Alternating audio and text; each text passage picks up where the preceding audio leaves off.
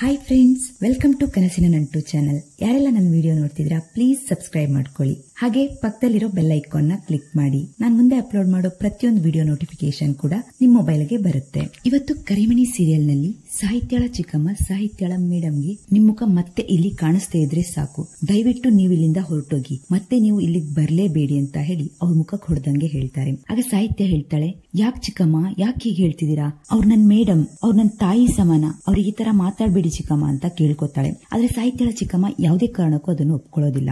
ತಾಯಿ ಸ್ಥಾನದಲ್ಲಿ ಎಲ್ಲರೂ ಇರ್ತಾರೆ, ಆದ್ರೆ ಇವ್ರೇನ್ ಒಳ್ಳೇದ್ ಮಾಡಿದಾರೆ ಅಂತ ನನ್ಗೆ ತುಂಬಾ ಚೆನ್ನಾಗಿ ಗೊತ್ತಿದೆ. ಇವ್ರನ್ನ ಇಲ್ಲಿವರೆಗೂ ಬಿಟ್ಕೊಂಡಿದ್ದೇ ಹೆಚ್ಚು.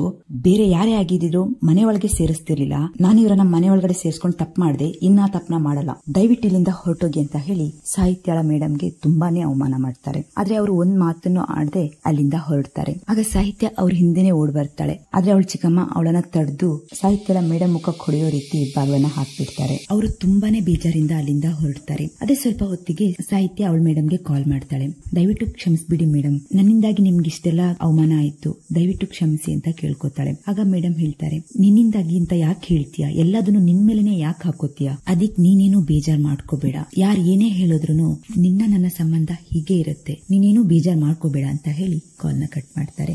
ಸಾಹಿತ್ಯ ತನ್ನ ಮನೆಯವರಿಗೋಸ್ಕರ ಎಲ್ಲದನ್ನು ಮರಿಬೇಕು ಅಂತ ಹೇಳಿ ಮುಂದಿನ ದಿನದಲ್ಲಿ ಅವಳು ಮುಂಚೆ ಹೇಗಿದ್ಲೋ ಹಾಗೆ ಇರೋದಕ್ಕೆ ಪ್ರಯತ್ನ ಮಾಡ್ತಾಳೆ. ಬೆಳಿಗ್ಗೆ ಎದ್ದೋಳೆ ಸಾಹಿತ್ಯ ದೇವ್ರ ಪೂಜೆ ಮಾಡ್ತಾಳೆ, ತಾತಂಗ್ ಕಾಫಿ ಕೊಡ್ತಾಳೆ, ಎಲ್ಲಾರ ಜೊತೆನೂ ನಗ್ನಗ್ತಾ ಮಾತಾಡ್ತಾ ಮನೆ ಕೆಲಸ ಎಲ್ಲ ಮಾಡ್ತಾ ಖುಷಿಯಾಗಿರೋ ಪ್ರಯತ್ನನ ಮಾಡ್ತಾಳೆ. ಅದೇ ಸಾಹಿತ್ಯಳ ಚಿಕ್ಕಮ್ಮನಿಗೆ ಏನಕ್ಕೋ ಅನುಮಾನ ಬರೋದಕ್ಕೆ ಶುರುವಾಗುತ್ತೆ. ಯಾಕೆ ಇವಳು ಹೀಗ್ ಮಾಡ್ತಿದ್ದಾಳೆ, ನನ್ ಮನಸ್ಸೇನಾದ್ರೂ ಬದಲಾಯಿಸೋ ಪ್ರಯತ್ನ ಮಾಡ್ತಿದ್ದಾಳ ಅಂತ ಹೇಳಿ ಸಾಹಿತ್ಯನೇ ಹೋಗಿ ಕೇಳ್ತಾರೆ. ನೀನೇನ್ ಅಂದ್ಕೊಂಡಿದೀಯಾ, ನೀನ್ ಈ ತರ ಎಲ್ಲ ಕೆಲಸ ಮಾಡೋದ್ರಿಂದ, ನಗ್ನಗ್ತಾ ಇರೋದ್ರಿಂದ, ಎಲ್ಲಾರ್ ಕೆಲ್ಸಾನು ಮಾಡೋದ್ರಿಂದ ನಿನ್ನ ಕಾಲೇಜ್ಗೆ ಹೋಗೋದಕ್ಕೆ ಬಿಡ್ತೀನಿ ಅಂತ ಅಂದ್ಕೊಂಡಿದ್ಯಾ? ಆ ಕನ್ಸನ್ನ ನೀನ್ ಕಾಣ್ಲೇಬೇಡ, ನಿನ್ನ ಯಾವತ್ತೂ ನಾನು ಕಾಲೇಜಿಗೆ ಕಳ್ಸಲ್ಲ ಅಂತ ಹೇಳ್ತಾರೆ. ಆಗ ಸಾಹಿತ್ಯ ಹೇಳ್ತಾಳೆ, ಇಲ್ಲ ಚಿಕ್ಕಮ್ಮ, ನಾನು ಅದ್ಯಾವ್ದನ್ನು ಮನಸ್ಸಲ್ಲಿ ಇಟ್ಕೊಂಡು ಕೆಲಸ ಮಾಡ್ತಿಲ್ಲ. ನೀವ್ ಯಾವತ್ತು ಮನಸ್ಫೂರ್ತಿಯಾಗಿ ಒಪ್ಪಿ ಕಾಲೇಜಿಗೆ ಹೋಗು ಅಂತ ಹೇಳ್ತಿರೋ ನಾನು ಅವತ್ತೇ ಕಾಲೇಜಿಗೆ ಹೋಗೋದು, ಅಲ್ಲಿವರೆಗೂ ನಾನು ಕಾಲೇಜಿಗೇನು ಹೋಗೋದಿಲ್ಲ, ನೀವೇನೂ ಯೋಚನೆ ಮಾಡಬೇಡಿ ಅಂತ ಹೇಳಿ ಅಲ್ಲಿಂದ ಹೊರಡ್ತಾಳೆ. ಸಾಹಿತ್ಯ ಖುಷಿಯಾಗಿರೋದನ್ನ ನೋಡಿ ತಾತ ತಮ್ಮ ಎಲ್ಲ ಖುಷಿ ಪಡ್ತಾರೆ. ಈ ಕಡೆಯಿಂದ ಕರ್ಣ ತಂದೆಗೆ ಹೇಳ್ತಾನೆ, ನಾನೊಂದು ಮುಖ್ಯವಾದ ಕೆಲ್ಸಕ್ಕೆ ಹೊರಗಡೆ ಹೋಗ್ತಿದ್ದೀನಿ, ನನಗೆ ಆಶೀರ್ವಾದ ಮಾಡಿ ಅಂತ ಕೇಳ್ಕೊತಾನೆ. ಆಗ ತಂದೆ ಕೇಳ್ತಾರೆ, ಎಲ್ಲ ಹೊರಟಿದ್ಯಾ ಮಗನೆ ಅಂತ ಕೇಳ್ತಾರೆ.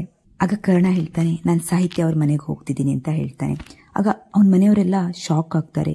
ಅಲ್ಲಿಗೆ ಯಾಕೆ ಹೋಗ್ತಿದ್ಯಾ ನೀನು, ಮತ್ತೆ ಏನಾದ್ರು ತೊಂದರೆ ಮಾಡ್ಕೋತೀಯಾ, ಸುಮ್ನೆ ಅಲ್ಲೆಲ್ಲ ಹೋಗ್ಬೇಡ, ಆ ಕೆಲ್ಸನ ಬಿಟ್ಬಿಡು ಅಂತ ಕೇಳ್ಕೊತಾರೆ.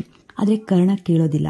ಇಲ್ಲ, ನಾನು ಅರ್ಧದಲ್ಲೇ ಯಾವ ಕೆಲ್ಸನೂ ಬಿಟ್ಟಿಲ್ಲ, ನಾನು ಆ ಕೆಲ್ಸನ ಪೂರ್ತಿಯಾಗಿ ಮಾಡ್ಲೇಬೇಕು, ಅದಕ್ಕೋಸ್ಕರ ನಾನು ಈ ಸತಿ ಸಾಹಿತ್ಯ ಅವ್ರ ಮನೆಗೆ ಹೋಗ್ತಾ ಇದ್ದೀನಿ, ಅಲ್ಲೇ ಉಳಿತೀನಿ ಅಂತ ಹೇಳ್ತಾನೆ. ಆಗ ಮನೆಯವರು ಒಪ್ಪಿಗೆ ಕೊಡದೆ ಹೋದ್ರು ಅವನ ತಂದೆ ಮಾತ್ರ ಪೂರ್ತಿಯಾಗಿ ಒಪ್ಪಿಗೆ ಕೊಡ್ತಾರೆ. ಹೋಗು, ನಿನ್ ಕೆಲ್ಸನ ಪೂರ್ತಿಯಾಗಿ ಮುಗಿಸ್ಕೊಂಡ್ ಬಾ, ನಿನ್ಗೆ ಒಳ್ಳೇದಾಗ್ಲಿ ಅಂತ ಹೇಳಿ ಆಶೀರ್ವಾದ ಮಾಡ್ತಾರೆ. ಕರ್ಣ ಕೂಡ ಆಶೀರ್ವಾದನ ಪಡ್ಕೊಂಡು ಖುಷಿಯಿಂದಲೇ ಹೊರಡ್ತಾನೆ. ಕರ್ಣನ್ ಮುಖ ನೋಡೋದಕ್ಕೆ ಸಾಹಿತ್ಯ ಇಷ್ಟಪಡಲ್ಲ, ಅಂತದ್ರಲ್ಲಿ ಅವಳ ಮನೆಯಲ್ಲೇ ಅವನಿಗೆ ಜಾಗ ಕೊಡ್ತಾಳ. ಮುಂದೇನಾಗತ್ತೆ ಅನ್ನೋದನ್ನ ಮುಂದಿನ ಸಂಚಿಕೆಯಲ್ಲಿ ನೋಡೋಣ. ಓಕೆ ಫ್ರೆಂಡ್ಸ್, ನಿಮ್ಗೆ ಈ ವಿಡಿಯೋ ಇಷ್ಟ ಆಗಿದ್ರೆ ಪ್ಲೀಸ್ ಲೈಕ್ ಮಾಡಿ, ಶೇರ್ ಮಾಡಿ, ಸಬ್ಸ್ಕ್ರೈಬ್ ಮಾಡಿ. ಹಾಗೆ ಮುಂದಿನ ವಿಡಿಯೋದೊಂದಿಗೆ ಮತ್ತೆ ಸಿಗ್ತೀನಿ. Thank you all.